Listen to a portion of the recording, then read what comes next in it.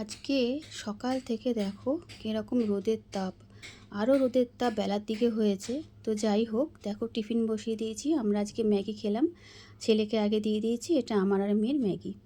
তো টিফিন খেয়ে যে ডিমটা জলের মধ্যে দিয়ে রেখেছি, যেন ডিমটা যে ময়লাগুলো পড়ে না, ওগুলো যেন খুলে যায়। তো ওগুলো যখন ধুয়ে আমি এটা কি করছি বলো তো, বলতে পারবে? এটা জানি না তোমরা খেয়েছো কি। তো এটা কি করছি বলো তো, এটা ডিমের পনির করছি। তো ডিমের পনিরটা কীরকম করে করছি দেখো তাহলে।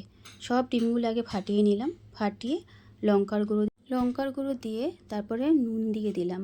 নুন দিয়ে ওটাকে ফেটিয়ে নিয়ে তারপরে টিফিন বক্সে ভালো করে তেল মাখিয়ে কিন্তু অবশ্যই নিতে হবে, নাহলে লাস্টে কিন্তু উঠবে না।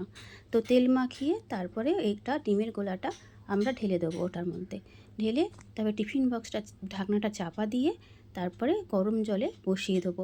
জানি না তোমরা খেয়েছো কি না, আমি বলতে পারছি না, আগেও বললাম কথাটা, কিন্তু এইটা খেতে এতটাই ভালো লাগে। তা এটা সেদ্ধ হয়ে গেলে পরে আবার রান্নাটা আমি নিয়ে আসছি, এখন পুরো রান্নাটা আমি দেখাচ্ছি না। তো এটা গরম জলে দিয়ে দেবো। কি সুন্দর যে লাগে এটা, একটু মাখা একটু তরকারি করলে রুটি দিয়েও খাওয়া যায়, পরোটার সাথেও ভালো লাগে। তোমরা করে দেখতে পারো। এবার যাই হোক, যেরকম মশলা আমরা দিই, আদা রসুন পেঁয়াজ বাটা, এগুলো দিয়েই এটা তরকারিটা করতে হয়। তো যাই হোক, আমি তো এরকমভাবেই করি আর দারুণ লাগে। দেখো এটা নামিয়েছি। আমার ভিডিওটা কীরকম লাগলো বলো।